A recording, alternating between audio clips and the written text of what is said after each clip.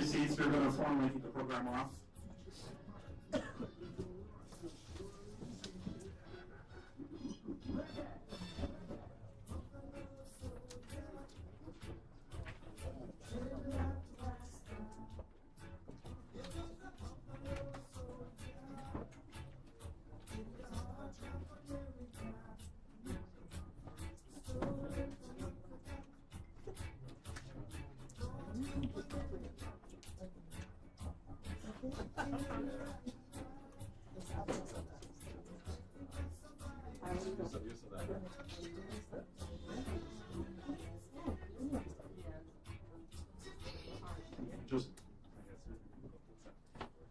All right. So one more time. Good evening. Good evening. One more time. Good evening. Good evening. All right. My name is Jerry Dawes. I'll be the MC for this event this evening. And I want to, first of all, thank you for coming out. You had a lot of choices, and you chose to be here with us. And the organizers of this event, we do not want to disappoint. So we promise we have a really good, interesting program in store for you. And at the end, I'm going to come back and I want you to give me feedback, because there's a lot of work that went into putting this program together. We're living in really interesting times right now. A lot going on, a lot of uncertainty, a lot of anxiety. And so this evening's event is a culmination of some discussion, some strategies, some thought about leadership and kind of how we navigate the troubling times that we're currently facing. The title of the program, A Time to Act, Marcus Garvey and the Legacy of Black Freedom. And so to kick the program off formally, you know we're a spiritual people, so I'd like to invite my sister, Margaret Gordon, to come on up and put a blessing on the proceeding. Margaret?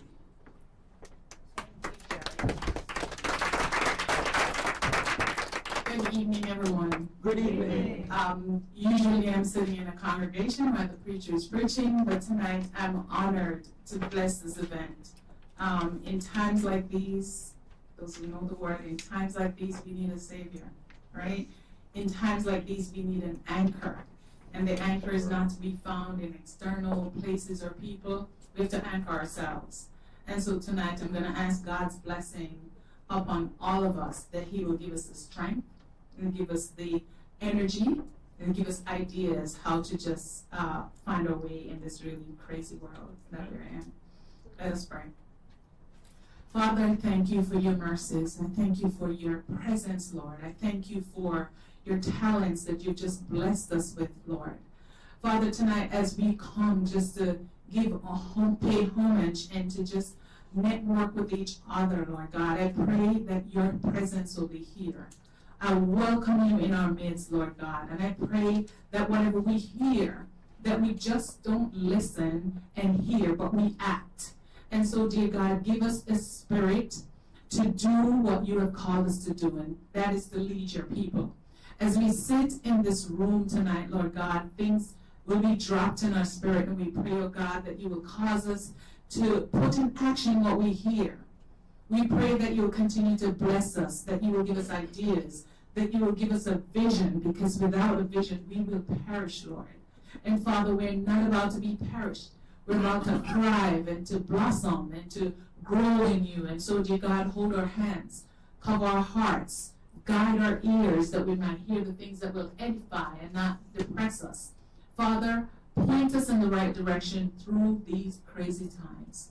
We trust you. We give you the glory. We give you the honor. And we give you every praise that we can find in our hearts to give to you. We ask these in your Savior's name. Amen. Amen. How about a round of applause for Margaret? Margaret, thank you very much.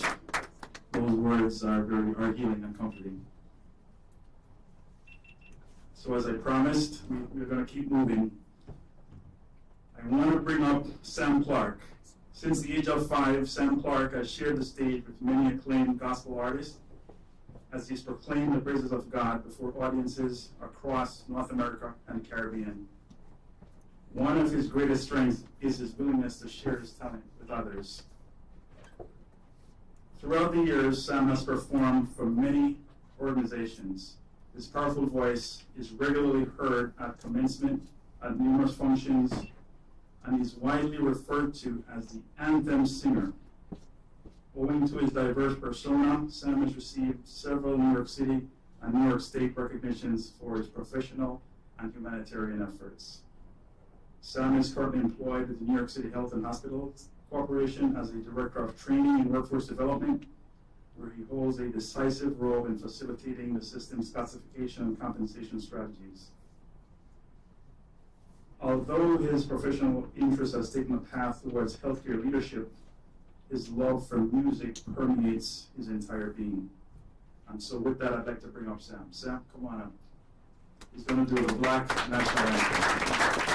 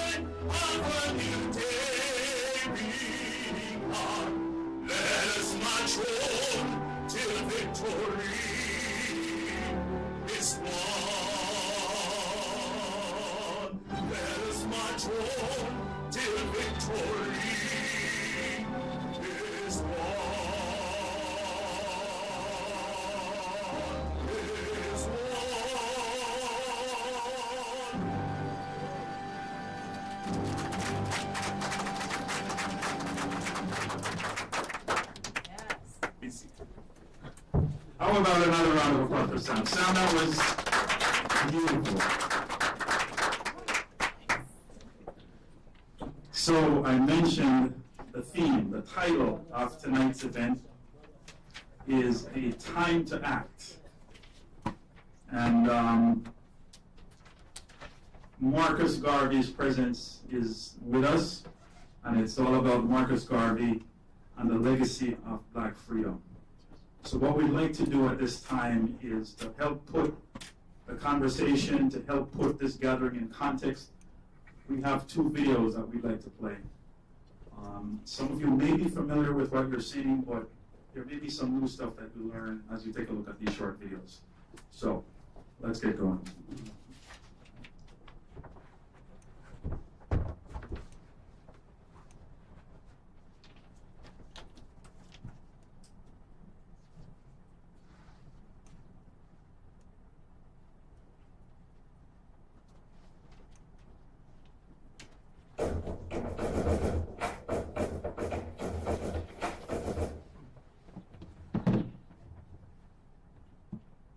The year was 1916, when a 29-year-old Jamaican-born man with a love for Africa, pride in African people, and a vision of Pan-African unity, love, and strength, arrived on America's eastern shores, armed with an impenetrable sense of purpose, duty, and destiny. just 54 years after the Emancipation Proclamation, 51 years after the end of the Civil War, with the vast majority of blacks in America still mentally enslaved, experiencing widespread race-based discrimination, terrorism, and despair, black codes, Jim Crow, peonage, and lynchings, and economic collapse in a world at war. 90% of the African continent colonized by 7 European nations, and Africans throughout the diaspora, systemically oppressed, with few signs of better days ahead. In spite of these things and more, less than 1 decade after his arrival to America, he was leading the largest black movement in the history of the world. His name, Marcus Messiah Garvey. His organization, the Universal Negro Improvement Association, which he and his first wife, Amy Ashwood, previously launched in Jamaica in 1914. Though the ideology of Pan-Africanism was slowly taking hold amongst some during this era, it was Marcus Garvey's vision of a strong, self-sufficient, global black nation, along with his scholarship, total commitment, and organizing prowess, that was pivotal in taking Pan-Africanism from theory to practice. From May of 1917, when the New York branch of the UNIA was launched, the first branch on American soil, through June of 1923, the accomplishments of the UNIA against all odds and all efforts to stop them grew and grew. These accomplishments include over 4 million members worldwide, even more supporters, over 1,000 branches of the organization throughout 42 countries, the Negro World newspaper, a shipping company, the Black Star Line, the Negro Factories Association, wholesale, retail, and manufacturing businesses, grocery stores, restaurants, laundrettes, a printing press, tailor shop, black doll manufacturing, a trucking company, hotels, farms, a nursing agency, and a paramilitary division. Established our flag, the red, black, and green, and established the Declaration of Rights of the Negro peoples of the world. The accomplishments made by Marcus Garvey in the UNIA laid a foundation of strength and self-determination that inspired widespread liberation movements, leading to 55 African nations winning their independence. His example is still used as the blueprint for progressive action around the world. Marcus Garvey, elected to serve as the provisional president of Africa by delegates representing 25 countries, was and is a global symbol of black pride, unity, and self-determination. A symbol that directly or indirectly influenced the trajectory of our greatest heroes and sheroes. From activists such as Malcolm X, Dr. Martin Luther King, Fannie Lou Hamer, Steve Biko, Ida B. Wells, and Kwame Ture, to nation builders such as Haile Selassie I, Kwame Nkrumah, Nelson Mandela, Sekou Toure, Elijah Muhammad, Leonard P. Howell, and Jomo Kenyatta. From communities like Black Wall Street in Tulsa, Oklahoma, to the Harlem Renaissance, from scholars and business leaders, to athletes and entertainers, from the early 1900s to this very day. The list of those inspired by the greatness of the Garvey movement and its legacy of black pride, progress, and knowledge of self is endless. After being wrongfully convicted of mail fraud in 1923 and given a 5-year prison sentence, in 1927, his sentence was commuted and he was deported back to Jamaica, where he and his second wife, Amy Jacques Garvey, were met by the largest and most enthusiastic crowd in Jamaica's history. Marcus Garvey transferred UNIA headquarters back to Jamaica, ran a daily newspaper called The Black Man, started the first political party, the People's Political Party, and successfully got 3 members of that party elected to the Kingston City Council. This visionary leader, considered one of the 3 pillars of Pan-Africanism and a prophet of the Rastafarian faith, died of a stroke on June 10, 1940.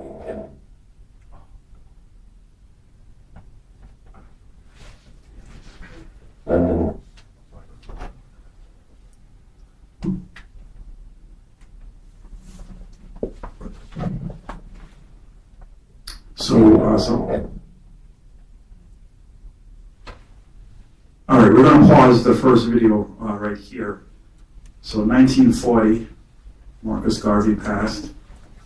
January 20th, 2025, this year, you may have all heard, or should have heard, that President Biden, on his, pretty much on his way out of the White House, formally pardoned Marcus Garvey. And we have a video from his son, Dr. Julius Garvey, that we'd like to play for you to hear. Horace, go ahead. You can say a few He was words. survived by his loving wife, Amy All right, if you could, a brilliant revolutionary, if you could pause it for a quick and moment. his two sons, Marcus Garvey Jr. and Julius Garvey, both endowed by their father's progressive vision and revolutionary spirit. From statues, Yeah, if you could just pause it for a moment, and Horace. school makings, to books, lectures, and the pouring of libations, We have to know this Garvey video. That's what's playing. Jamaica's first national hero, and continues to be It's a Garvey video. throughout the world. Though physically no longer with us, the spirit of Marcus Garvey is still felt. His contributions are still remembered in his name. All right, thank you. So since the passing of, if you could just restart, hold the second video for a quick moment. All right, yeah, so since his passing in 1940, there, and as you should have seen in the video, he was wrongfully convicted. And we all know, there's been a lot of work that has gone in over the years trying to exonerate him. And since that time, his son, we're going to play another video coming up from his son, Dr. Julius Garvey. Both myself and Horace are working with the board of one of the sponsoring organizations for tonight's event, the Caribbean American Society of New York. As we've been working with Dr. Julius Garvey behind the scenes in trying to do a lot of the work necessary to clear his name, so to speak. And shortly after President Biden pardoned him, Dr. Julius Garvey made this video. So we wanted to play this video for you to see it. Horace? Thanks, President Biden, for issuing a posthumous pardon to my father, Marcus Garvey. He follows in the footsteps of President Calvin Coolidge in helping to correct an injustice perpetrated against Marcus Garvey in the New York court system 101 years ago. For the last 4 decades, we've been involved in the example of my father, of the criminal charges brought against him from the fraud. This is therefore a welcome, though delayed, first step in his total exoneration. Now, first I have to clarify what the posthumous presidential pardon means, because I think we're going to discuss it very quickly. It is a public apology by the highest official in the government, removing the guilt associated with unlawful government actions and clearing the name of the deceased in the historical record. Only for abolition of the United States of America. The most recent was in 2018 when President Donald Trump granted a posthumous pardon to Jack London. At this time, I would also like to thank the law firm of cases on Calvin Feld, who gave pro bono legal service during this time.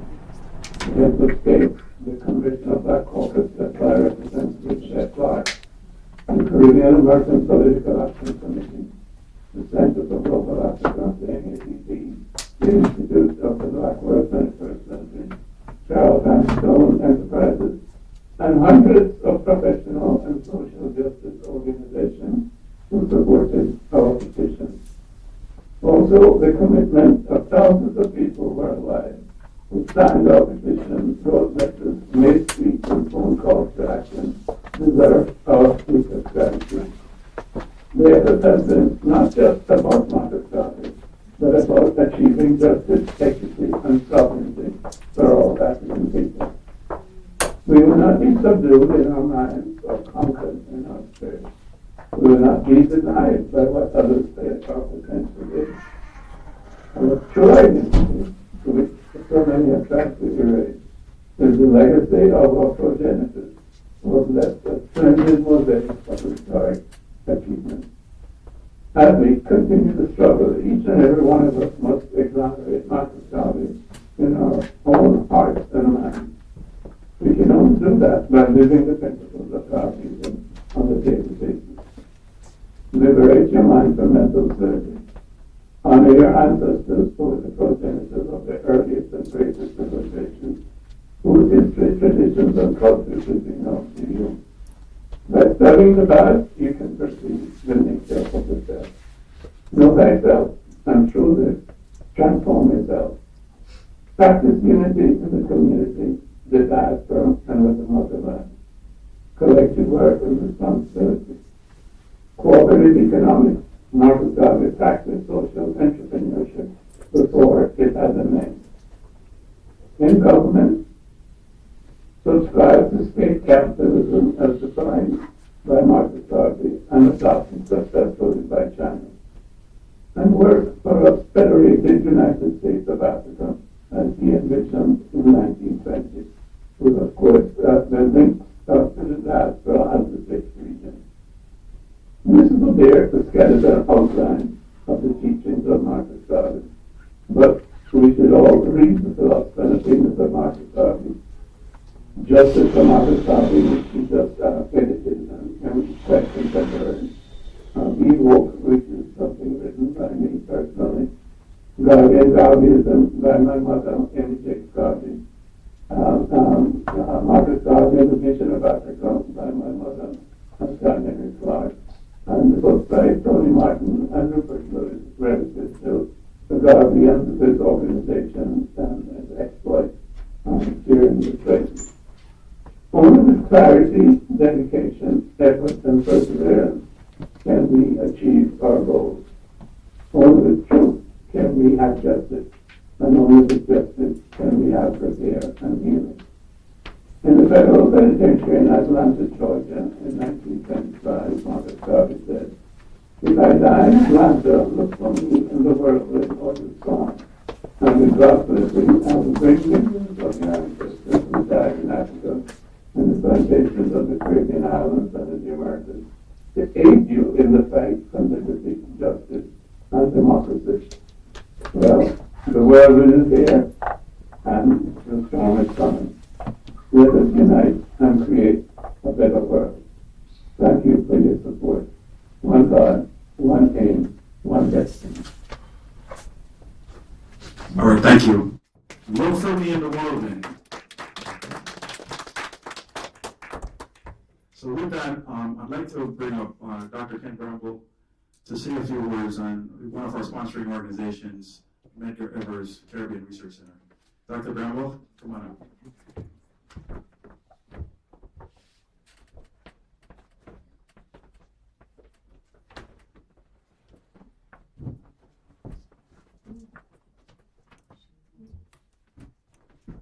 Thank you, Jerry. Good evening, everyone. Good evening. All right, I'm honored to be here. Here this evening representing the Caribbean Research Center at Medgar Evers College. And so I bring you greetings on behalf of the President and the Provost. I'm here in a somewhat strange capacity because I have temporarily stepped down as the director of the center, but I thought it was important enough that I come out and make a few remarks this evening as we both celebrate the events of January 20th in terms of the pardoning of Marcus Garvey, and as we think about the contemporary times that we find ourselves in, where we have to sort of go back and rethink or readdress some of the philosophies and thinkings of Garveyism in general. I was going to sing for y'all. You had the right reaction, brace yourself. But I'm obviously not going to, I won't let you suffer through that. But I will reference someone who is a singer, so Winston Rodney. You all know that name? Yes. All right. So the wonderful and great Winston Rodney, better known as Burning Spear. He had a wonderful song, and as I was thinking about this event, his song kept coming to mind, right? Well, he has several Marcus Garvey songs, but what I was thinking about is no one remembers old Marcus Garvey, right? Nobody remembers old Marcus Garvey. And I think one of the reasons it came to mind is, you know, we're obviously living in some tumultuous times. And one of the things that I think has brought us to this point is precisely that, right? Is that we don't always remember our history, right? When I say we, I don't actually mean you assembled here in this room. Right? Clearly, the fact that you've come out on a Friday evening to this event says many of you know that you have remembered. But I mean, as a larger people, right? That sometimes it's easy for us to forget where we've come from, to forget the struggle, and to get caught up in what I like to call tokenism, right? That we think that because we've made a few advances, because we are no longer under the whip, we don't have the boot in our throats, right? That we think we've overcome, right? We've made some economic gains, we've made some other social gains, and so on, and all of a sudden we're all relaxed. I'm sorry, I was about to get into speech mode and then I remembered short comments. But let me say this, and I'll, maybe we'll have a discussion later, and I'll. Yeah, we're going to leave time for some Q&A and discussion. So I'll make it quick. I'm going to get straight to the point.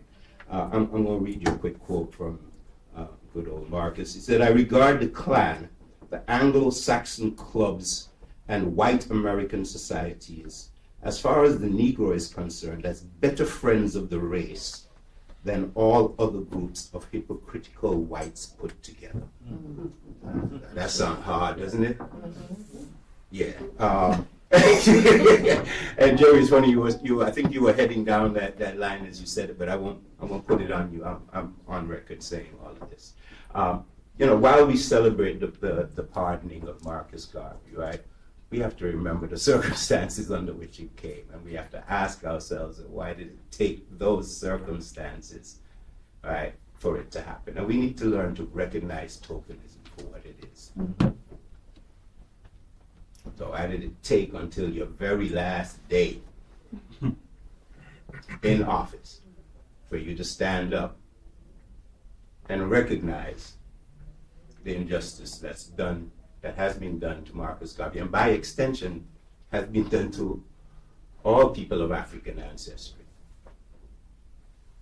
Why did it take the coming of this moment where white nationalism has come full circle and come back for what it feels like it has lost, where we are again entering the times and the days of open racism, open discrimination?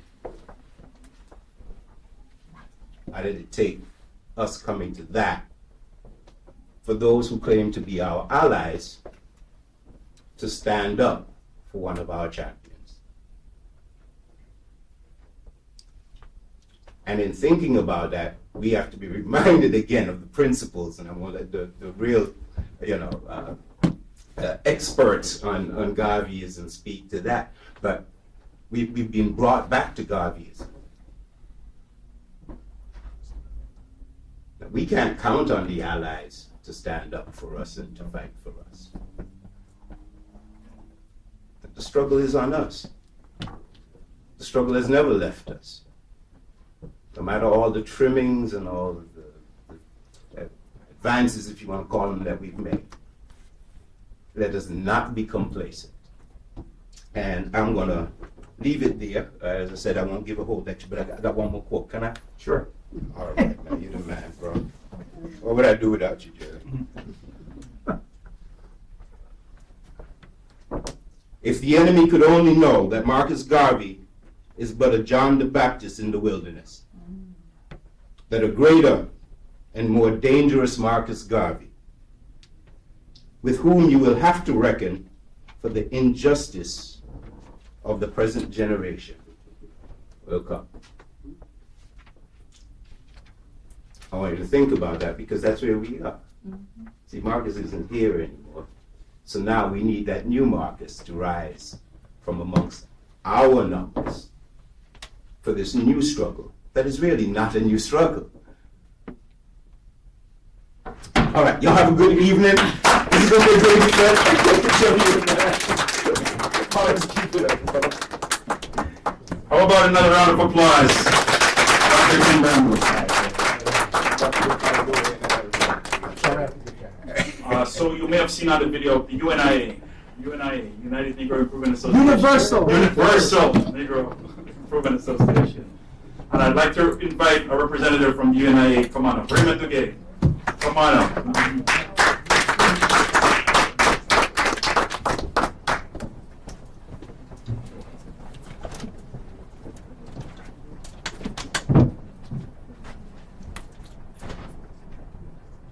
Greetings, Africans! Greetings! I need to show, you gotta show me more love. Greetings, Africans! Greetings! Okay, that's better. My name is Raymond Duguay, and I'm at your service.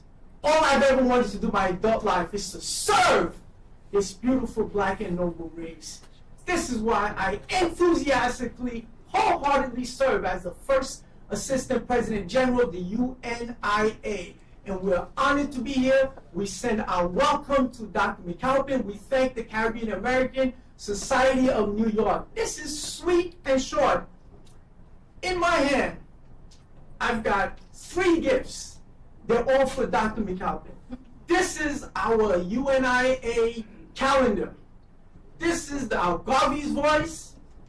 And this is our handmade from Africa. This cloth that connects all of us together. No matter where you're from, no matter what culture, no matter what language you speak, the red is for the blood that must be shed for our salvation. The black for the race, the most beautiful race, and the green for the land Africa. And why I didn't bring all of this for you, I only brought it for him, I'll tell you why. Well, he's a keynote speaker, that's why. But the other reason is, we sell this at the Rock.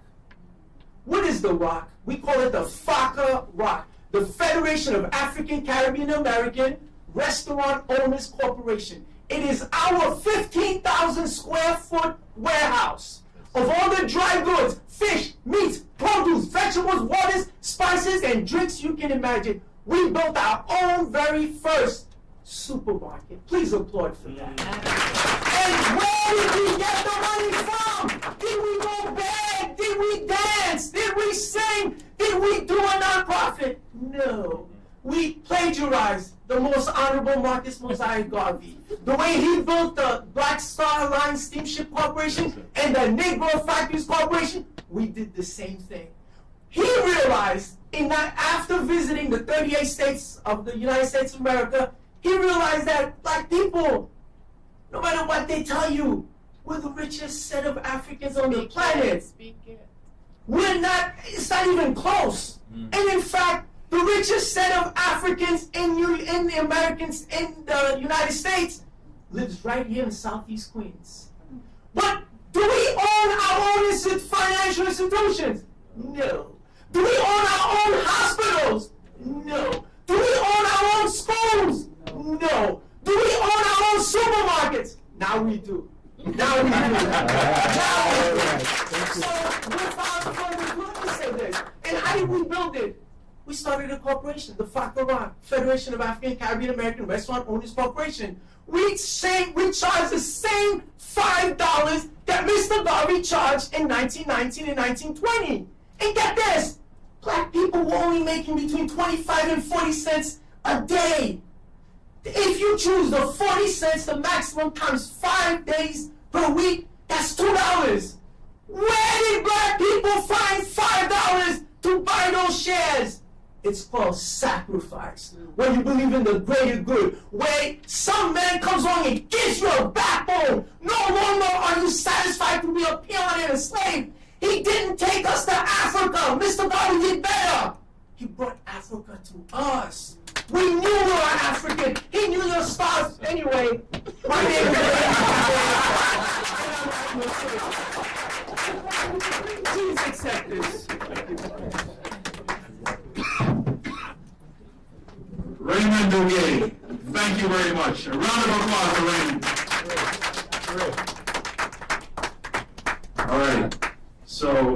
How are we doing? We're warming up. We're warming up. All right. So now, a musical rendition from my brother, Leroy Graham Jr. Come on up.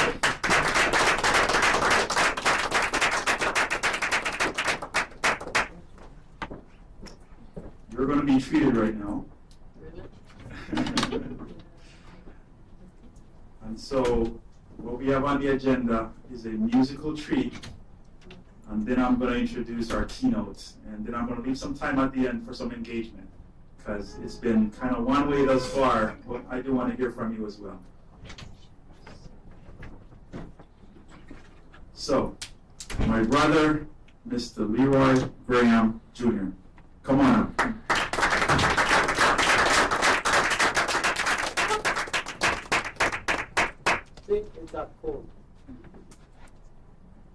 Good evening. Good evening. Race first. Race first. Okay. I just like to also start by saying a quote by Marcus Garvey. A people without knowledge of their history, origin, or culture is like a tree without root. But equally important to that is what you feed that tree. And if we don't feed the tree properly, it will wither and it will die, or it will get infected by something. I'm saying that in the sense that as far as our history is concerned, we need to control the narrative. We need to look at what's happening in the schools. I'm an educator. And if you look at what's happening in schools in Jamaica and in the United States, what is absent from the curriculum? Black history. Now, if the children have no knowledge of the history, then what do we have? Docile individuals, right? So it's up to us to not rely on the system to educate our children about our history. We need to do that. We need to control the narrative. And every platform that I get, I will utter these things. Okay? I'm also a member of UDA through my organization, True Truth Organization. UDA, for some of you who don't know, they represent 72 of the most well-known schools in Jamaica. And so, me personally, I'm starting good trouble here. Because when it comes to us sending money to Jamaica, we have to look at how the money is spent in the schools, the resources, and so forth. And we need to have a say in the resource, in terms of the curriculum, what those kids are being taught. And they're not being taught the history that, the proper way that it should be taught. So, thank you very much for that. All right. So I'm going to do one good, right. But these things are very temperamental. It's cool, right? I'm going to do a song called Coming Home. I was going to try another one, but the instrument is cold. So we'll see what happens. I'll try the Afro.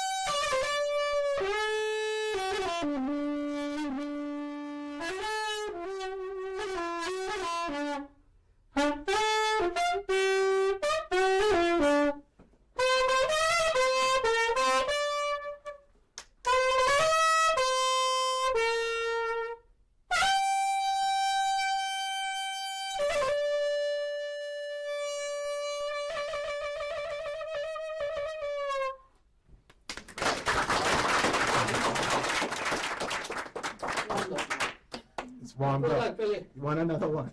Afro Blue. That's Speak in the by microphone, please. Afro Blue, Mambo Santa Maria, from Cuba, which is where my father was born, Santiago de Cuba. Grandmother Panamanian, father Cuban, mother Jamaican, I'm Jamaican. Alright? Good mix. I'm doing one more song for you. Scar, come home.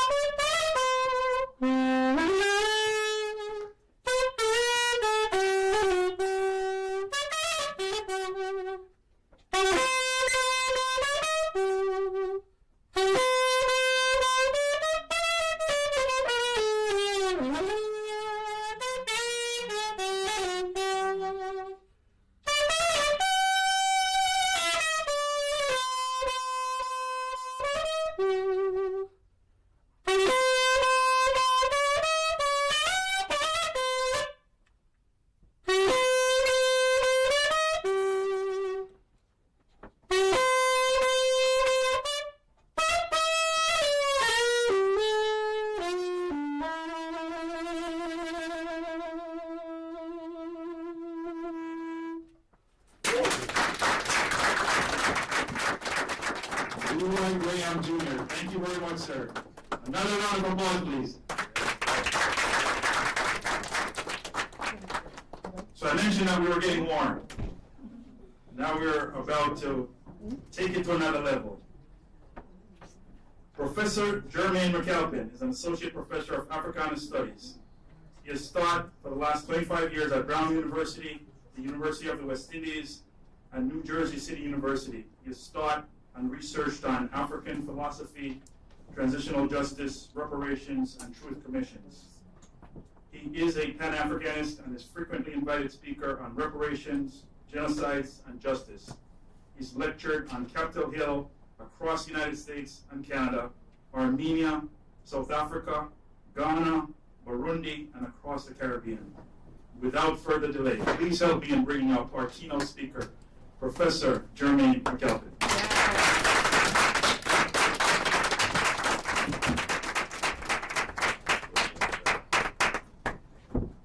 Thank you. Good evening, everyone. Good evening. So any time that I lost, I'll make up. So I'm going to be with you for another hour and a half, right? Oh boy. I'll be here only for a short while. I want to honor and respect the reality of your presence, and thank you for being here this evening. I thank you for your presence and your prescience and for being here. I thank my friend and brother Horace Davis and the entire CASONY team for organizing this event. We've been talking about it for the last year and a half, and it's now in reality. To the Marcus Garvey Institute, led by Dr. Julius Garvey, thank you for keeping the flame lit on the fire that is Marcus Garvey and his relevance to our 21st century. Half of the work of vindication is done, and the other half is yet to be complete. To all the speakers, artists, and all the attendees in person and virtually, good evening. I thank God and Mother Africa for birthing the world, and I'd like to pay homage to all the ancestors who have given us the strength, courage, and wisdom to keep fighting for Black freedom. My presentation this evening honors my mentor, my great teacher, the eminent Garvey scholar, Professor Rupert Lewis. I give him credit because in 1998, while a third-year student at the University of the West Indies, he taught a course called Garveyism. And it was in that course I was open to the reality of who Marcus Garvey really was. Of course, we studied him in Jamaica as a national hero, the first national hero, but he never came to light in the way that Prof. Lewis brought him to light. And so the last 28 years of my intellectual journey is because of that single course, Garveyism. That course was taught by Professor Rupert Lewis for almost 2 decades. This evening, I want to talk about Black freedom and the relevance of Marcus Garvey to Black freedom, and to focus on the word action, because Garvey was a man of action. But I want to start with the times in which we are living, and so we are aware that they are not as strange as we think they are, because they've happened before. And so every time we've celebrated the progress of Black freedom, there comes another reversion to Black oppression. So we know the pattern, so it's not unfamiliar to us. But I'm going to say something very unpopular, and let me go ahead and say it. As a race, we have had some of our most foremost progress under conditions where we weren't free. And so adversity has brought excellence out of us. I'm not saying that blacks need enslavement to thrive. The record speaks to the great founding of our civilizations, right? Nubia, founded in 4800 BC, and Egypt, united by Menes in 3001 BC. I'm saying that the progress we have made on this side of the world has happened under the shadow of exploitation and oppression. And so the crisis today in America, what I call democratic tyranny. We can thrive if we go back to the principles of the Mayafa. The Mayafa is the Middle Passage and the great trauma of the Middle Passage. If we survive the plantations and the prisons and the projects, then we can act on Black freedom. The Black Freedom Project must never die. When they go low, we go underground. We will lay and forge a path for freedom. You see, I'm a political scientist by training. And so I studied Plato's Republic because you must study the things that undergird their civilization. Don't leave studying these philosophers just the white folks. Study so you can know the playbook. This is what Plato said about democracy and its relationship to tyranny. And then you'll understand the time in which we are living. And spoiler alert, for Plato, democracy was the 4th best form of government. And just below it, tyranny. He who hath an ear to hear, let him hear. This is what Plato said in the Republic. Tyranny, by its very nature, arises from democracy. And the worst form of tyranny and servitude proceeds from the highest and most extreme liberty. Sila.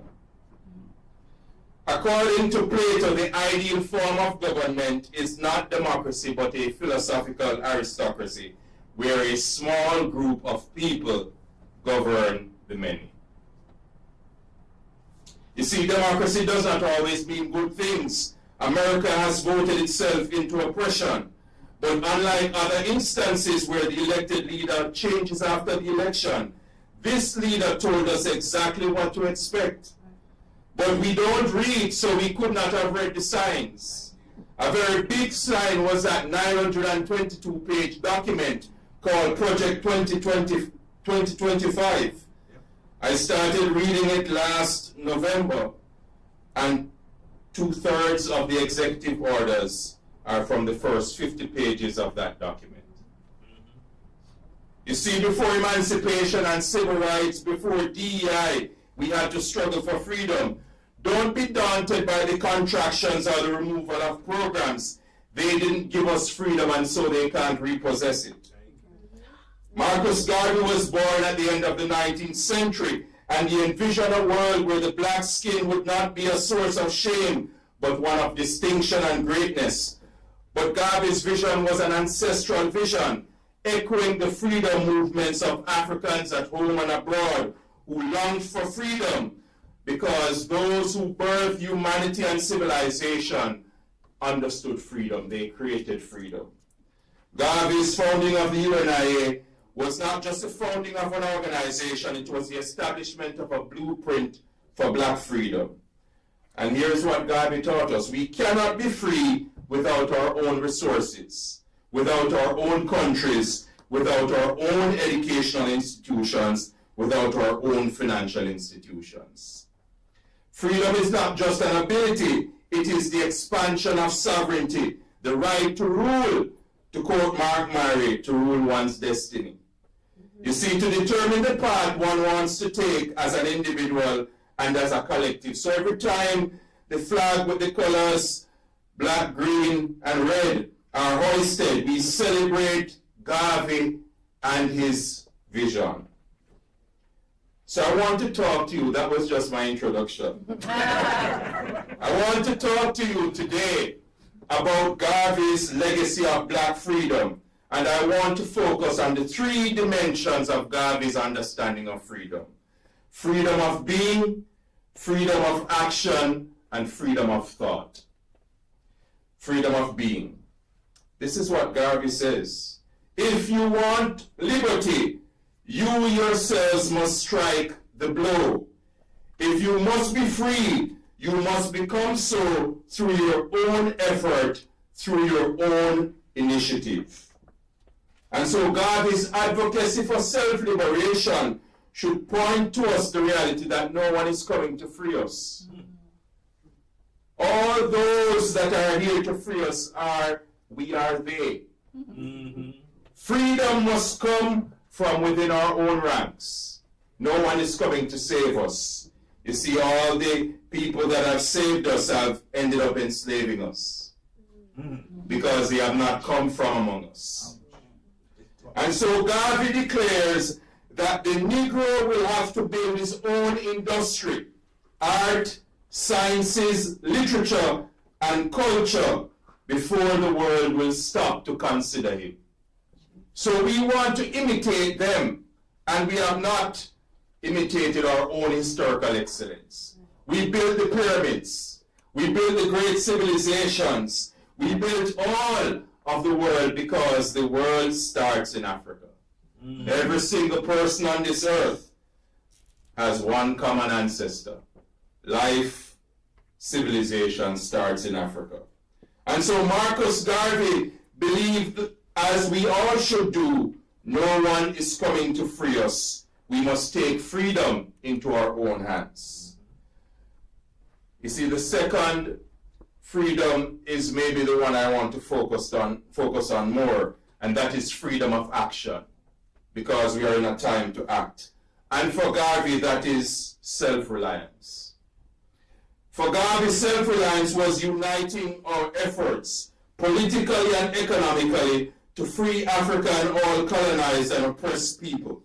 Self-reliance today means uniting politically and economically by supporting economic enterprises that are black, by supporting political movements that are black, by supporting causes that look like us. This is what Garvey says. Every student of political science, every student of political economy, every student of economics knows that the race can only be saved through a solid industrial foundation. That the race can only be saved through political independence. Take away industry from a race, take away political freedom from a race, and you have a slave race. That's what Garvey said in 1917. And do not be deceived by the linguistic gymnastics called color blindness. I don't see race. Well, what do you see then? And how did the situation get to where it is today? A race without industry is a race without freedom. What are we creating as a black race? What are we producing? What do we own? According to the Pew Research Center, up to 2022, the total percentage share of black-owned businesses in the U.S. is only 3.4%. We make up 14% of the population, but we only account for 3.4% of businesses. All the businesses owned by blacks, 26% of them were in healthcare and medical assistance. Only 1.2% was in IT. And only 0.03 in mining, quarrying, or oil extraction. So wherever the money trail is, we are averse to the money trail. We are going the opposite direction as a people. We are going against the industry and the industriousness that Garvey wanted for the black race, a black industrial revolution.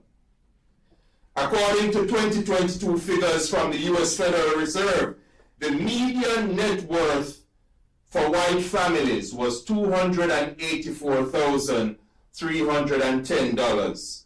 For blacks, $44,100. For Hispanics, $62,120. If we do not own anything but a job, then we cannot and will never be free, because a job is recallable. You see what is happening in South Africa, where the US president and his South African-born technocrat billionaire is saying that white Afrikaners who developed a system of racial segregation copied from the US Jim Crow are victims of racism and violence. The same kind of argument that is advanced here, that when we talk about diversity, equity, and inclusion, when we talk about social justice, we are discriminating against the dominant group. And here it is in South Africa, their fear is that their lands are being taken. Well, I will give you a history lesson. In 1912, the Native Lands Act of South Africa was passed. And what was the basis of that act?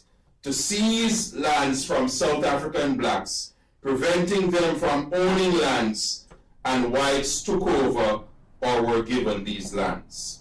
And here we are, 113 years later, their descendants are crying foul about a land that was never theirs to begin with. You see, we cannot be free until we are all free. And that was the takeaway of Garvey's Africa for the Africans at home and abroad. You see, this is what Garvey's freedom, black freedom, was envisioned to be. In other words, the common origin of all of us means that we have a common destiny. But today, black freedom is disjointed. We have gone to our parochial boxes, African American, Jamaican, Guyanese, Trinidadian, Caribbean, Hispanic, Latino, Nigerian, Congolese. If you don't think that your fate is common with people that look like you, simply look to see that racism makes no distinction between us. As Zora Neale Hurston says, whether you're a pumpkin black, jet black, blue black, or just damn black, you are black. So when affirmative action was opposed, it was because they thought only blacks benefited. And then the target became race-based admissions to college. And it was opposed because we were told blacks were favored. And guess what? Black college admissions have remained steady, while Asian admissions have decreased. So if we don't unite, we will perish apart. Then it became DEI, and they canceled everything black. I went back to the playbook, aka Project 2025, and DEI is mentioned in that document about 70 times. But it's really a code word for black. Yes. Because it is anti-black, because there is something about the power of blackness that drives fear in those who want to see our skin as a symbol of shame. You see, none of those policies have been opposed other than they assumed blacks would get an advantage. After all, how could they and why should any policy benefit blacks who have suffered enslavement, segregation, oppression, redlining, railroading for over 400 years? Why would you give them any advantage? You see, a man without shoes cannot be asked to pull himself up by his own bootstraps. We have been shoesless for so long, we have not understood the reality of collective security for surety, aka Bob Marley. Because in this rat race, each rat for himself. You see, this is the America where the white dominant population has inherited the proceeds of historically ill-gotten wealth and benefits multiplied across generations. And so blacks have, in effect, transferred intergenerational poverty rather than intergenerational wealth because we don't own anything. And that is why Garvey, even 100 plus years after the founding of the UNIA, is still relevant today. Some judged Garvey and said, well, these economic enterprises failed, and if they did, does that mean that they were not valuable? By founding a newspaper, a shipping line, bakery, millinery, and thousands of other businesses, it demonstrated that we cannot wait for others to feed us. We must feed ourselves. And that freedom is always connected to ownership. So if you own nothing, you are not ultimately free. And that is the principal legacy of Garvey's economic self-reliance. If you do not own anything, you cannot be free. And that is why slavery was so total an institution, because those planters thought they owned another set of people.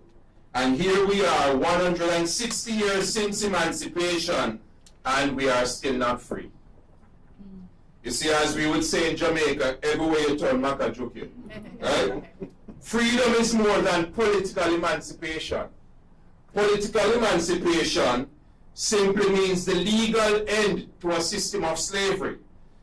Political independence means that you have an Independence Day, a flag, and an anthem. But black freedom means that no one else is in sovereign control of your people, of your mind, and of your resources. That is the freedom we have not yet achieved. Garvey says, action is the food and drink of the doer. Or like my friend Nadine Sutherland, along with Terra Fabulous, says, action, not a bag of mouth. Hey. You see, this is the time for us to understand our collective freedom. And I want to close with the third dimension of Garvey's black freedom, and that is freedom of thought. This is what Garvey says: we are going to emancipate ourselves from mental slavery, for though others may free the body, none but ourselves can free our mind. You see, black freedom cannot happen without freedom of thought. No one is coming to free your minds. What are you mentally consuming? What are you feeding your mind and intellect? You see, social media by itself is not the enemy. We can use it to our advantage. But using it to reproduce and traffic in ignorance will not free us. You see, the dominant culture is not going to educate you about your blackness. The Ewamina proverb, and the Ewamina people are from what is today Southeast Togo, Benin, and Ghana. Maybe my favorite quote of all time from the continent, and it says, until the lion gets his own storyteller, the story of the hunt will always glorify the hunter. So if the lion is not telling his own story, then who is telling the lion's story? The hunter. And the hunter will always come from the hunter's perspective. Garvey taught us a people without knowledge of their past history.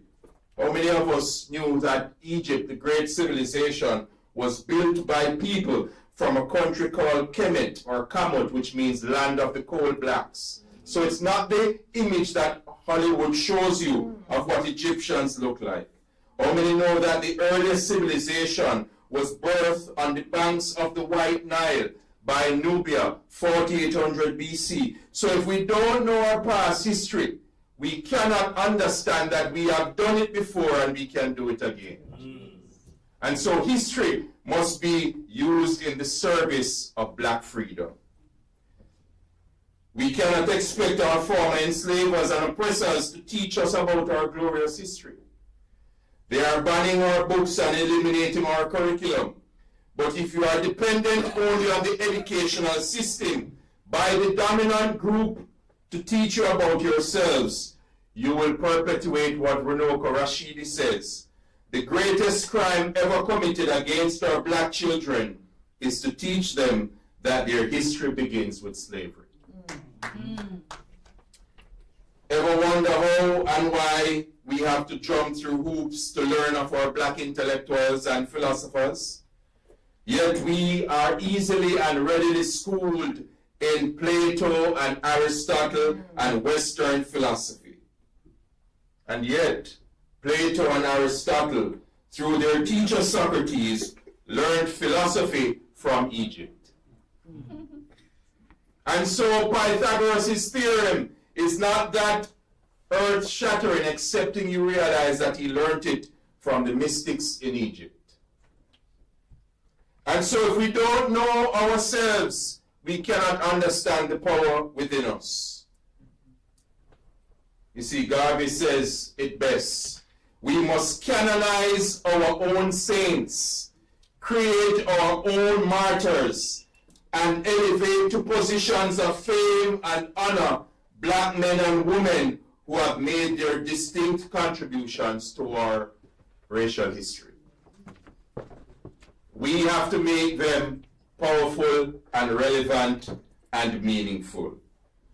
Dr. Martin Luther King Jr., in a letter from a Birmingham jail, captures the importance of self-liberation, the same kind that Garvey declared 5 decades earlier. He says, we know through painful experience that freedom is never voluntarily given by the oppressor. It must be demanded by the oppressed. You see, we must have freedom of thought if we are going to have black freedom. To use the phrase of the eminent Barbadian and Caribbean luminary George Lamming, we must have sovereignty of the imagination. For Laming, sovereignty lies with the subject, freed from his subjection to an oppressing other, free to regain his own agent of being, free to not be limited by someone else's future. Freedom is when we can declare unswervingly that we are black. Laming continues, a name is an infinite source of control. That's why no slaves left Africa. 9 million Africans left Africa that were enslaved. They were never slaves. They were made into slaves. They were people who were enslaved.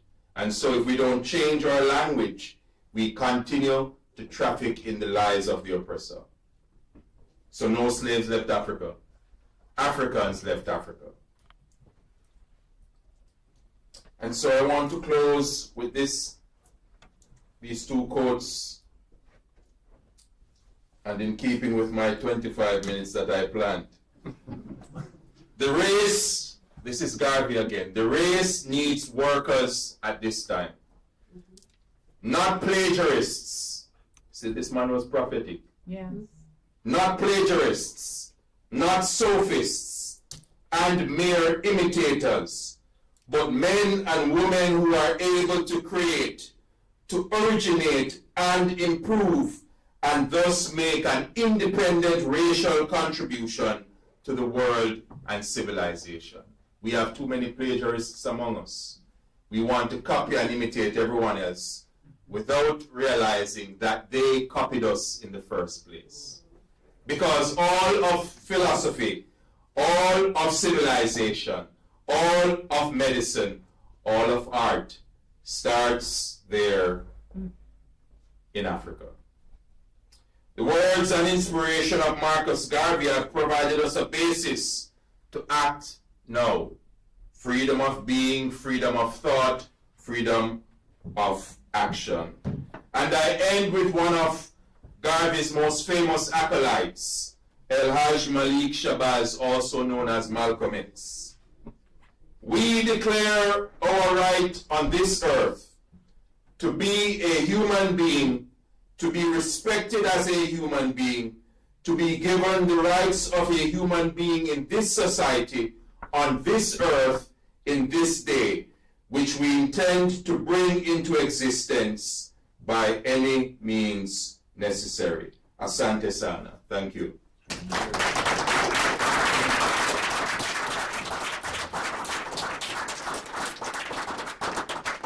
I know we can do better than that.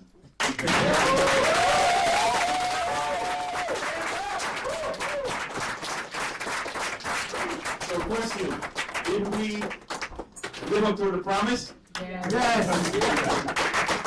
right, so I promised that we would take a few questions, comments, because this is the engagement part. So, a couple of things we're going to do before we wrap up for the night. We have a closer, and we also have some food. But before it is served, we want some engagement. So, Dr. McCalpin. So no questions, no food. Thank you very much. All right. Say so. And we have a microphone in the back, so just raise your hand if you have a question, comment. You've gotten a lot tonight. No question, no food. I see your hand in the back. Okay. Thank you very much, sir, for those words. And like I said before, the history is very, very important.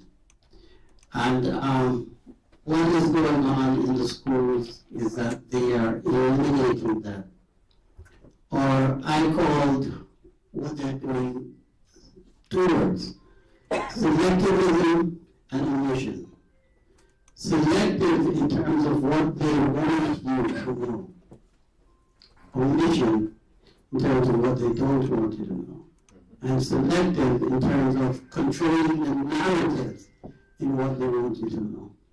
So we need to really open up our eyes as to what's going on out there when our kids go to those children go to those schools. That, as I said, I'm an educator, I'm an engineer, so I know what is happening there. And if your parents here who have children in those schools, take some interest in finding out what the curriculum consists of. If there is Black history being taught, what is being taught, how is it being taught? And unless we do that, then we are in for problems. If we don't control the narrative in terms of what is fed that tree, then it will not mature to bear the fruits that we're looking for. Question for Dr. McCalpin? Yes, I just wanted to kind of respond to what was saying on how important the message is and how important it is for us to tell our own history and not let someone else control the narrative of our history. Thank you very much for that, sir. You're welcome. So I'll give maybe a message of hope in relation to the curriculum. There is a Black Studies curriculum. It is being piloted through many of our schools here in New York City, right? New York City Public School, and I know it. I don't know if I should reveal it, but I reviewed 2 of the volumes of text that will be used in the Black Studies curriculum. And it is very representative if properly taught, because it includes less well-known Black persons who have struggled for and advocated for freedom, not just in the US, but across the world. So there are people of Martinican, Dominican, Jamaican, Trinidadian, Guyanese, Grenadian, Congolese. There are many figures, historical figures. So the text is actually called Hidden Voices. And it talks about so many of these persons. So there's some hope. But here's the thing. While the formal educational systems will have something to teach us about ourselves, it becomes our sovereign responsibility to learn about ourselves. And so we have to go back to community-based education. But we have disconnected and detached from this idea of community where we're learning together. Because we think because we have houses and cars and stuff, we have made it without understanding that we have to think of collective survival. So the curriculum is there, but I would challenge us to even go beyond the curriculum. Learn something about ourselves. And I'm not talking 1619. I'm not talking in February to talk about great inventors. That's good. But we need transformative education about ourselves, right? That's the basis for social change. That is what Walter Rodney advocated for, that it's not just to talk about the glorious time of Africa, it is to use that as a basis to transform our present. And we have to do that through education. Thank you. So there is some hope. Any other questions, comments? Right over here. Yes. I just want to ask give thanks for the wealth of education that you just shared with us. How much did it cost us? Was it free? No. We didn't pay a price to come in here today, did we? And do you think that we're going to take this to the streets or the schools or to our communities? The cost of you bringing it to us here, I don't know. But the cost of us receiving it, I don't know. And I thank you very much for sharing with us. Thank you very much, sir. I appreciate it. There's a question right here. Yeah, good evening. Black Wall Street in Tulsa, what kind of rent Marcus got from that, if any? Sorry, what? I didn't hear the Black Wall Street in Tulsa, what kind of ideas or advice did Marcus get from that, if any?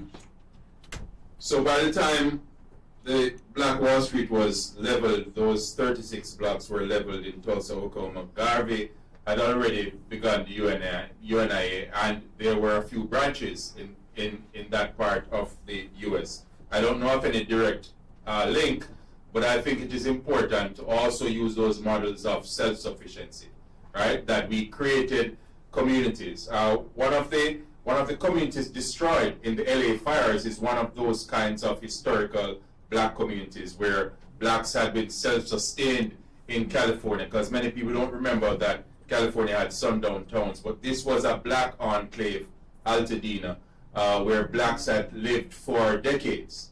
Right? Post the Chinese Exclusion Act, many blacks journeyed to that part of California. So there are many of those enclaves. There is Rosewood. In other words, we have to educate ourselves that if we did it already, but they won't. The dominant powers that be won't allow us to become resourceful and self-sufficient, so we must expect some kind of resistance. But we've done it already, and I think we can do it again. There's a question right here on the side. So you make a valid point as far as you make a valid point as far as the black community needing to own in order to really establish ourselves in self-sufficiency. As we can see in New York, there's a lot of gentrification going on. And yes, part of it is displacement, deed stealing, changing of land rights and so forth. But also, a lot of our owners selling their homes. They are breaking up the black communities by selling to the gentrifiers, to the white developers in Harlem, Bed-Stuy, Crown Heights. So we can't necessarily blame displacement of black people on everyone else. It's our own. So where do we educate our community that it is better to maintain our community versus the financial benefit of selling their homes to people that are not part of our own community? Yeah, it's kind of a catch-22 because the economic realities force people to sell to the highest bidder, right?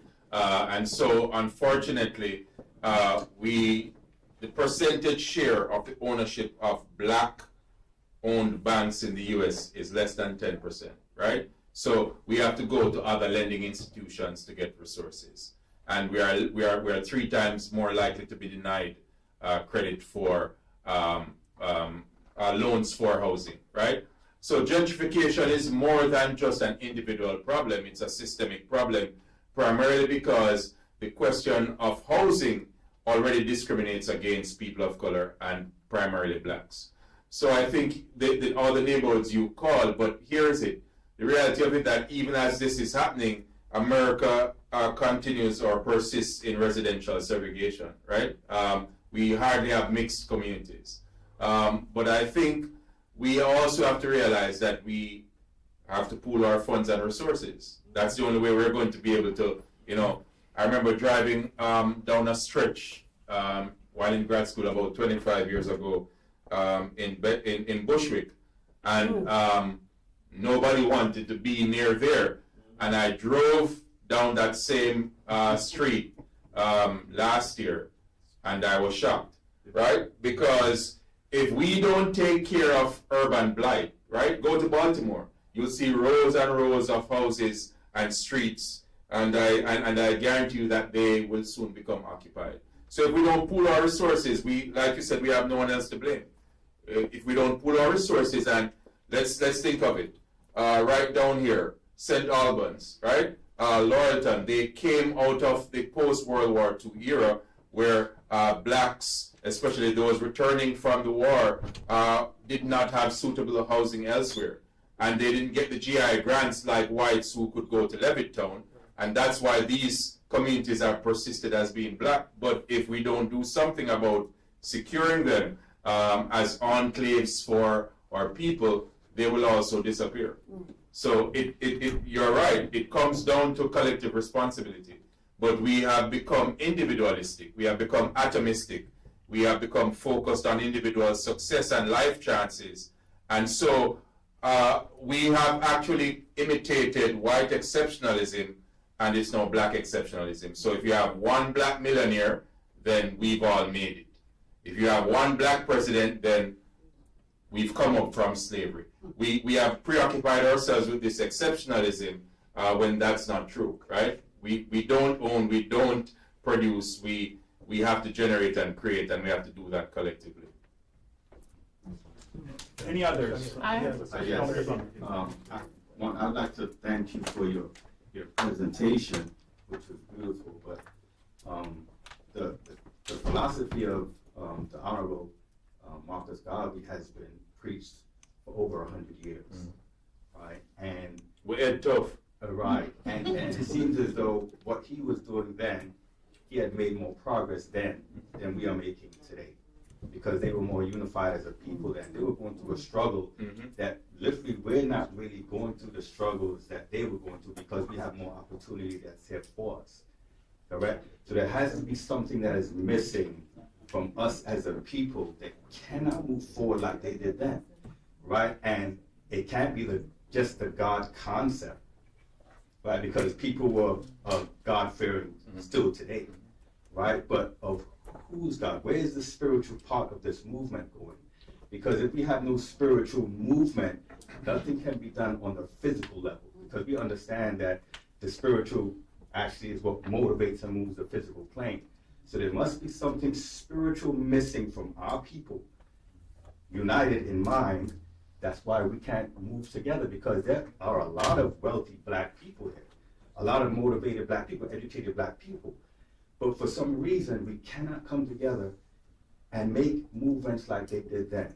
And I want you to give me some insight on what you think spiritually is happening with our community. So when Garvey was talking in Philosophies and Opinion, he says God is on the side of the strongest battalion, right?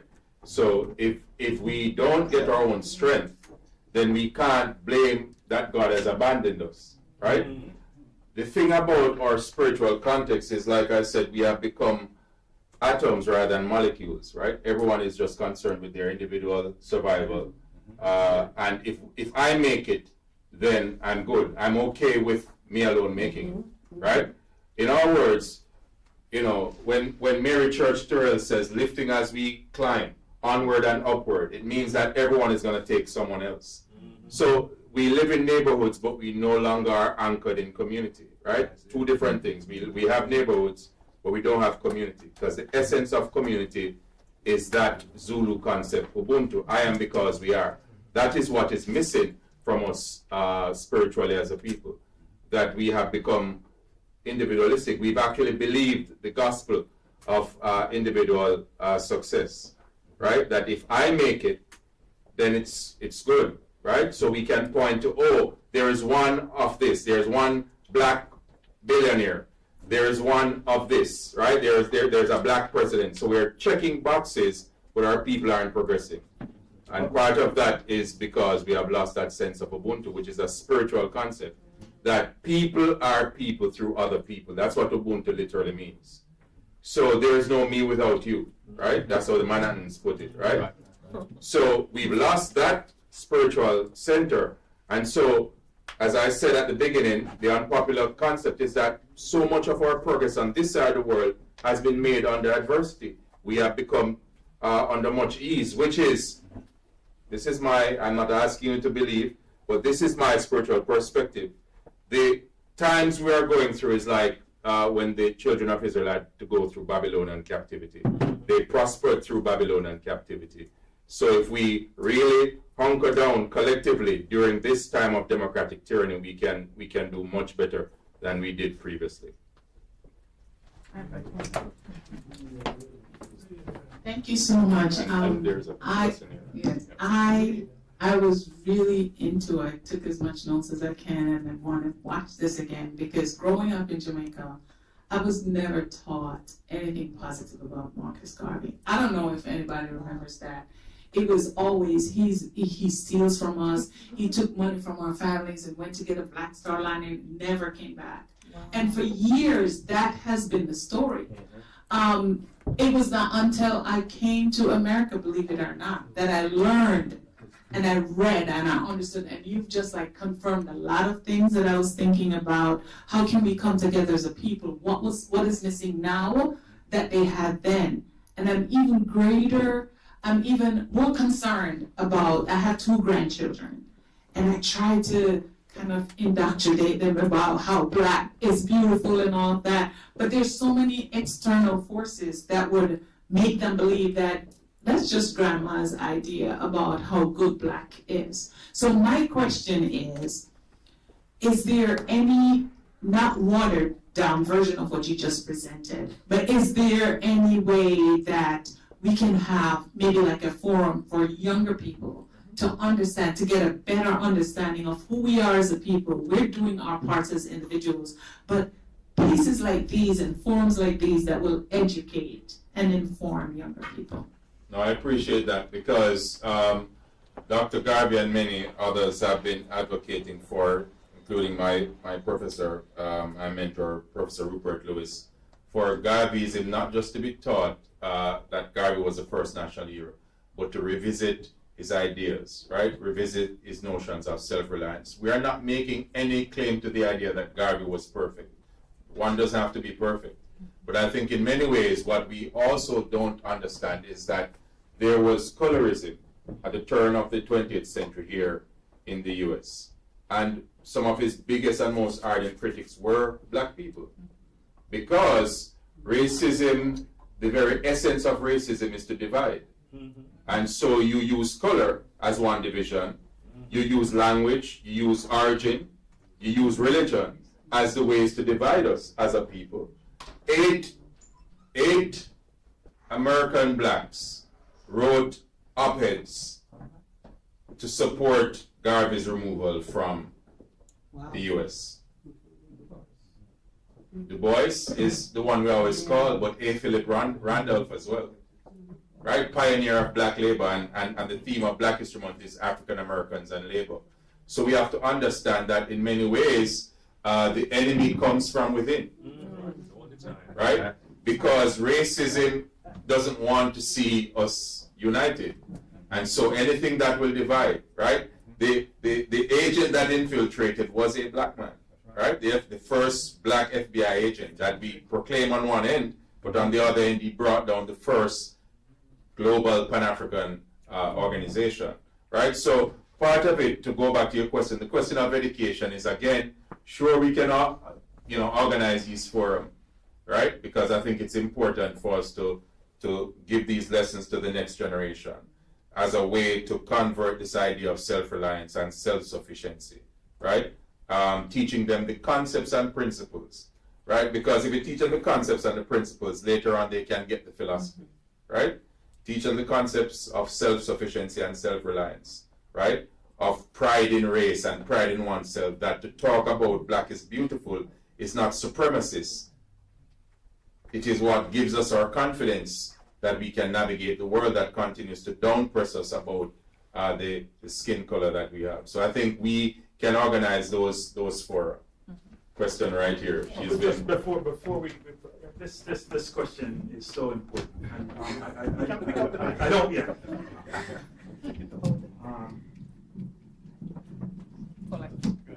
Yeah, this question is, Margaret has touched on something here, and she also talked about these external forces all around us, social media. So what I want to almost like challenge Dr. McCalpin, we're going to have to put some brains together and figure out how we can get to the next generation and meet them where they're at, to your point. So I just wanted to comment on that before we move on. Thank you. Hi. So I kind of want to jump back to this question. And I feel like, so what you're saying about spirituality, I think that's definitely one part. But I also think that we, as a people now, we rely a lot on the government. We rely a lot on, the Democratic Party in particular to help uplift us.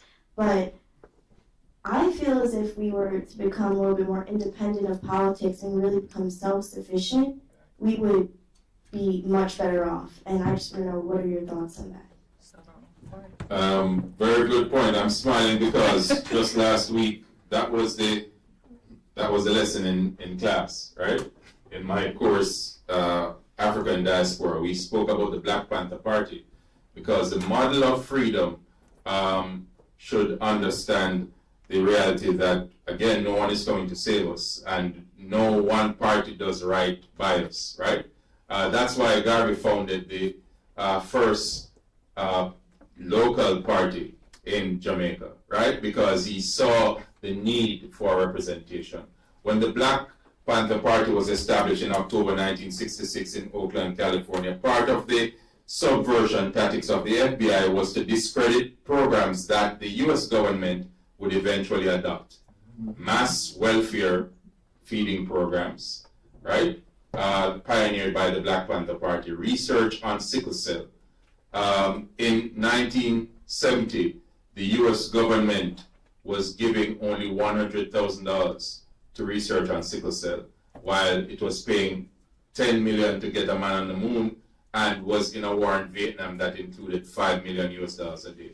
But things connected to blacks didn't come up until black people, black doctors began to research on sickle cell, that 75% of its sufferers are people of African descent.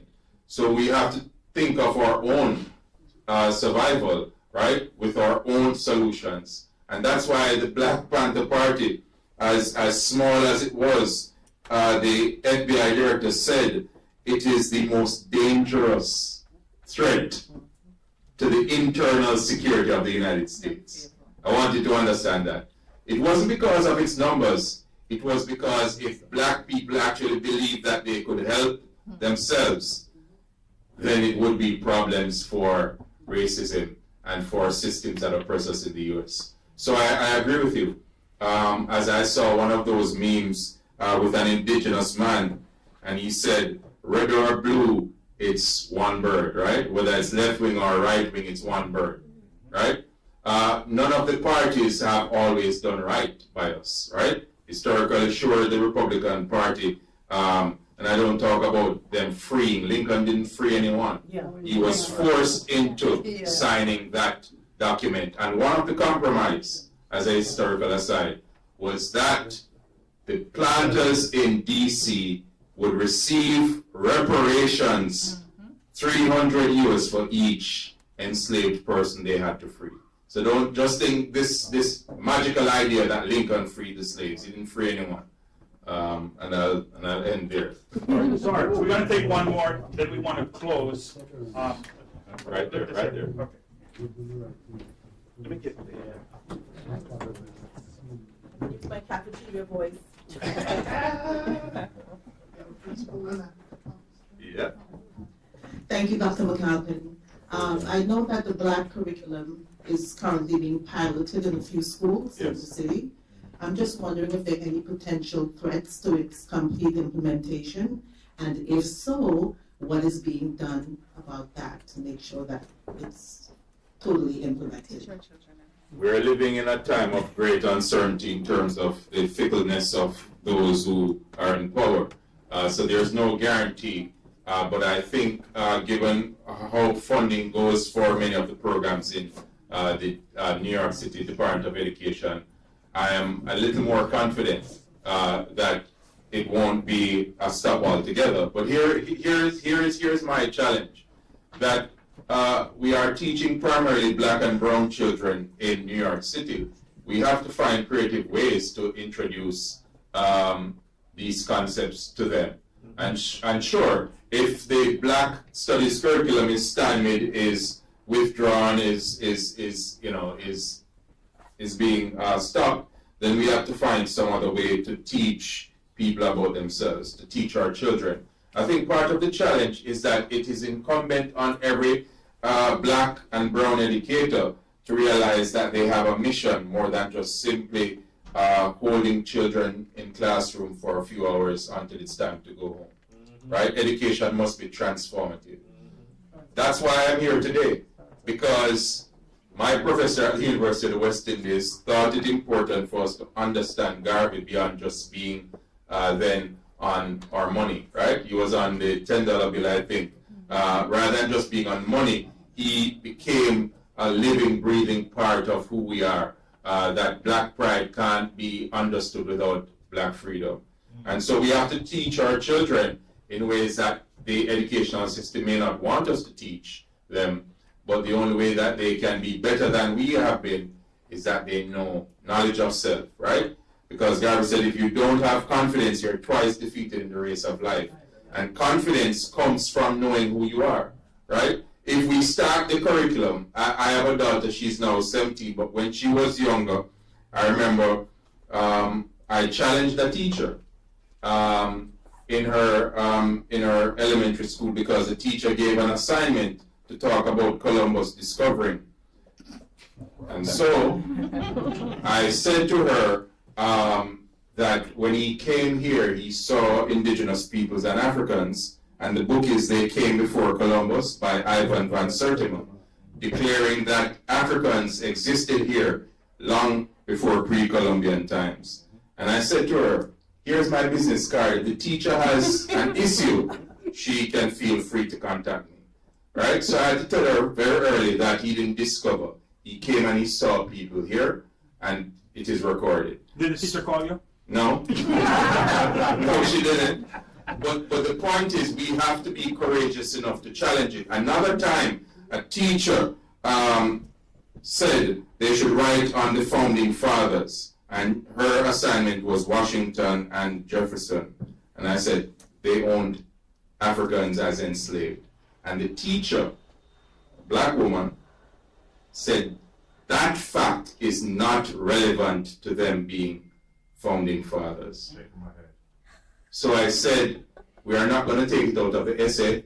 You can give her whatever grade you choose, but it has to be on record that they owned Africans as slaves, so they are not as great as we declared them. So again, the color of one's skin is not what will determine one's understanding of self, because that teacher was operating an inferiority idea that somehow to include that, to challenge this notion that these people could be anything other than they owned people that look like you, right? And so I'm saying to us that if we don't challenge the knowledge that is produced and disseminated to our children, then we are equally responsible for their destruction. Good point. Round of applause for Dr. So, we know we could go on for a while. There's some food here. Jerry, we got one. Oh, it's okay. All right. Ladies and gentlemen, that's all right. Just let him say one more.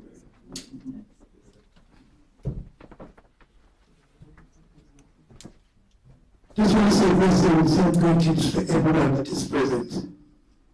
It's glad to have you saying what you're saying right now to us as a people, kind of about color, because we have the knowledge for a long time. But you know what? We have a respect for each other again. And we need that spiritual entity, because we cannot share that spiritual consciousness so that we can do the right thing that is supposed to be done. And that is the problem between us. So until we get it together, because right now, because share something, I'll show you how serious this is. I have a neighbor, and because he lives in the area, I'm saying to him, say, let's pray together. Because there's a problem here. You have something and I have something. But if we work together, it will grow for the community, for the children. But he's creating a separation and envy and greed. And we can't deal with that. You know what happened? Somebody rushed him. And he said, them rush him, cry out. Who was there? Stand up there. I said to him, you see what I was showing to you. Here is the enemy come. But we are not ready to say, I am sorry, excuse me. All of them think they're gone out the door. You understand me? So, it's a blessing to have you saying that. And we would like to work with you to go forward. Because I have a radio program and I like to invite you. Because for the sake of the children, books say, suffer the little children to come unto me and forbid them not, for such is the kingdom of heaven. This is no place that we have a chance around here. The only way we have chance in this, we put that unity together. There's no respect for us. To God be the glory, great things he has done. Thank you very much. All right. Thank you, Dr. McCalpin. Another round of applause, please. All right. So we're going to be networking, but I do want to have the president of the Caribbean American Society in New York, our host for the night, my brother, Horace Davis, come up and close us out. Call to action. Horace, take it away.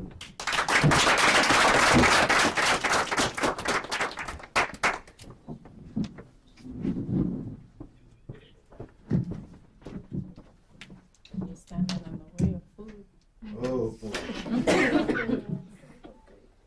Jerry and I talked about the agenda. And I gotta tell you, recognizing that I was gonna be speaking after, I told him. So it's as if I should just come up here and say really what he said. Yeah. You know, let's just go with that. But I heard so much about the need for us to come together. And I didn't plan this. I thought about utilizing it. But many years ago, I wrote a little poem. And I think it's very appropriate right now for me to share that and then say a little bit about the Caribbean American Society of New York and how I think it's relevant and it ties into today. So this poem is called Almighty People. Almighty people, together we must come. With strength and fraternal love, rise. Rise from the bludgeonings of darkness. Wipe out the dark evils of oppression with an obsession for equality and the fair treatment of all peoples. Give your tears, sweat, and if you must, give your blood. For too long, we have suffered the indignities of mental cruelty. Our minds, bodies, and souls have been taxed to the benefit of our oppressors. We have evolved into a conglomerate of confusion, lacking the strength of unity and identity. Darkies, niggers, colored, black, African, African American, what next? Realize this. It matters not what we are called or labeled. What is important is a consciousness on the global suffering which have been imposed on the inhabitants and descendants of the motherland. With a history richer than the diamond mines of South Africa, we have been excluded from the history books. We have been robbed of our geometry, trigonometry, calculus, philosophy, inventions, and creativity. Remember this, the marvelous Sphinx, which have been the face to support inferiority theories, still stand. The great pyramids continue to mystify the greatest minds of our time. These creations bear witness to our greatness. We shall again be elevated to this greatness. To accomplish this, leaders within our community must begin to lead without the selfish motives of individual wealth and political ascension. The mass must humble the minds to follow the righteous agenda set forth by our leaders. We must evolve from the abyss an economic, political, social, and spiritual fighting machine. We must be led by the will of God and an undying want to recapture and turn around this evil planet. So, come together, almighty people. Thank you. Wow.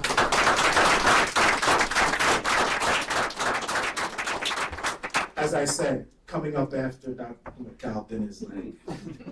So let me take some time to talk a little bit about the Caribbean American Society of New York, our mission, and the pillars on which we stand. First, our mission is to build and cultivate a stronger sense of pride within the Caribbean community. There are 4 pillars of this organization. The first is business. Support businesses that support our community. And as we've heard, for those businesses that don't exist, if there's a need in the community, let's create them. And let's support the needs of the community. Whether it's in training, business is an important aspect of what we have to do as a people and what this organization is about. Our second pillar is education, with a special emphasis on STEM, science, technology, engineering, and mathematics. We absolutely want and need our children to be educated, but we want that education to be aligned with the careers of the future. And as you know, I think in this room, STEM education, STEM careers coming out of college, they are the best paying, they are the security of our community. Third is networking. And to me, to this organization, networking is really about the sharing of resources and bringing together. You heard some of these sponsors that we have. We're working very closely with Dr. Garvey and the Marcus Garvey Institute for Human Development. This is an effort by the son of the Honorable, and something that I am so proud to be a part of. But beyond that, we're working with the Institute of Caribbean Studies. We have CRC. We just recently established a relationship with Trinbago Progressive Organization, a Trinidadian organization that we connected and realized that, guess what? We have so much in common and we can do much more together. And so I think as we think about going forward, for those who have organizations or your church, if you have a gathering of people, you can go to our website, CASONY.org, and just send us a message. Let's connect. Let's be that alliance for our community. Because we, as a Caribbean community, think about how significant we are. As an engineer, I got to throw a little bit of an equation in there or some math or numbers, right? 5 of the top 10 immigrant countries in New York City have one thing in common, and that is the fact that they are Caribbean islands. And the number one is a Caribbean island, the Dominican Republic. So you don't have to be Einstein, you don't have to be a mathematician to realize what we have just in terms of numbers. And that's why I think the partnership aspect of what we're doing is so important. Last is to be engaged and be at the table when policies, legislation, regulation, and those forward-looking things are being discussed. Because those are the things that will impact not today, not just tomorrow, 5 years from now, 10 years from now, 50 years from now, 100 years from now. So we've got to really bring together minds like Dr. McCalpin to understand what's being proposed and the effect. Now, I know it's late, and so I'm going to close, but I felt it was necessary to at least talk about the organization. But I'm going to close with comments from Frederick Douglass, because one of the things that I think as an organization, and you find it on many things that we have, it's about progress through partnership. And Frederick Douglass said, if there is no struggle, now remember we were talking about the struggle, if there is no struggle, there is no progress. Those who profess to favor freedom, yet deprecate agitation, are men who want crops without plowing up the ground. They want rain without thunder and lightning. They want the ocean without the awful roars of its many waters.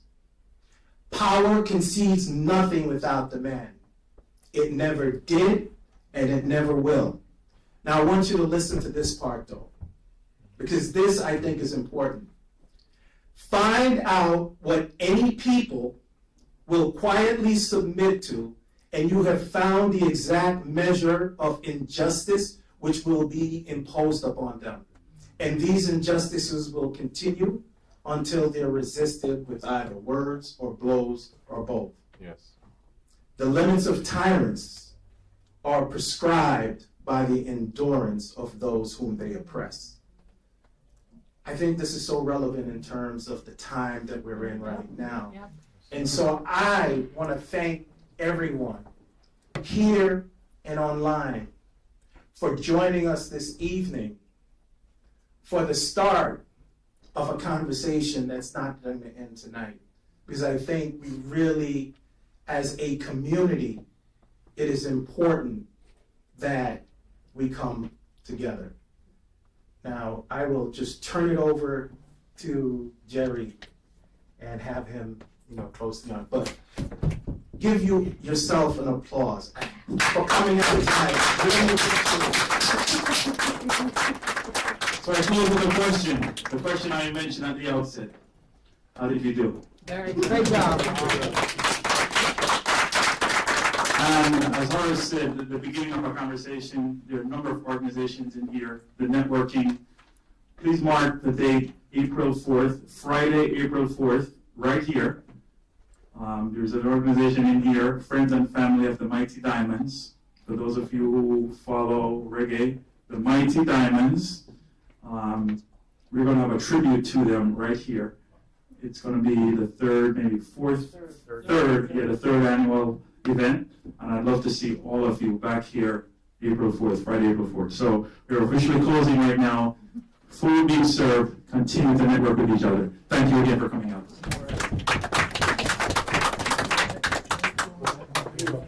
Everything is I'm working on a